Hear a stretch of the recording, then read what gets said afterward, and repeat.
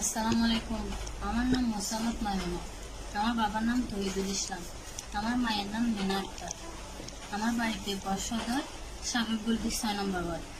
ওনার নাম মোহাম্মদ আব্দুল মারুফ। ওনার বাবার নাম মৃত আব্দুল মালিক। ওনার মায়ের নাম পারভিন আক্তার। ওনার বাড়িতে সাবেকুলদি সরপাড়া 6 নম্বর ওয়ার্ড। আমরা দুজনকে অনেক ভালোবাসি। আমাদের সম্পর্ক 3 বছর চলতেছে। আমাকে বাড়িতে জোর করে বিয়ে দিতে চাওয়ার আমি মারুফের সাথে পালিয়ে আসছি। মারুফ এবং মারুফের পরিবারে কেউ আমাকে জোর করে আনে নাই, আমি নিজস্ব ইচ্ছাতে আসছি। আমি মারুফকে জোর করে নিয়ে আসছি। আমার পরিবারকে বলতে চাই আমরা বিয়ে করে গেছি। আমরা যেখানে আছি ভালো আছি। মারুফের সাথে আমি নিজের ইচ্ছাতে পালিয়ে আসছি, আমাকে কেউ জোর করে নাই। পুরো পরিবারের কাউকে আপনারা হয়রানি বা ভয় দেখাবেন না।